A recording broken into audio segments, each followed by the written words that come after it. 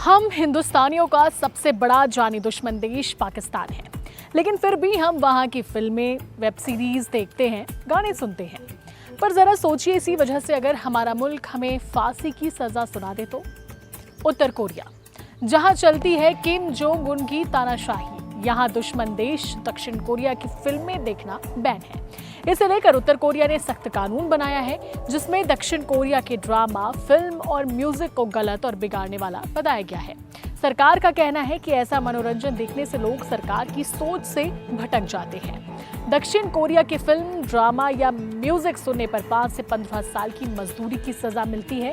अगर कोई बड़ी मात्रा में कंटेंट बेचते या ग्रुप में फिल्में दिखाते पकड़ा गया तो सीधे फायरिंग स्क्वाड से मौत की सजा दी जाती है। बच्चों को डराने के लिए उन्हें सरेआम फांसी और मौत की सजा दिखाई जाती है। ये सभी खुलासे एमनेस्टी इंटरनेशनल की रिपोर्ट में हुआ है। ये रिपोर्ट उन गवाहों की जुबानी है जो अपनी जान बचाने के लिए देश से भाग निकले। उन्होंने बताया कि कुछ टीनेजर बच्चों ने स्क्विड गेम चुपके से देख ली थी।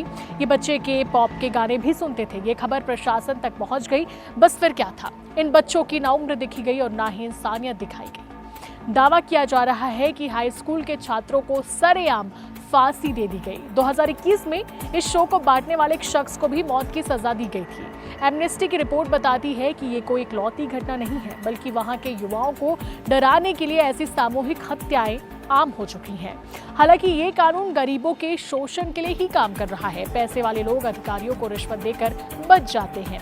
गरीब लोग अपने घर तक बेच देते हैं ताकि वे लेबर कैंप की यातनाओं से बच सकें। कानून सबके लिए एक है, लेकिन मौत सिर्फ गरीबों के हिस्से आती है। उत्तर कोरिया के इस तरह के कानून को लेकर आप क्या कहेंगे? कमेंट जरूर करें और साथ ही साथ हमारे चैनल सीजी भास्कर को सब्सक्राइब और फॉलो करना ना भूलें।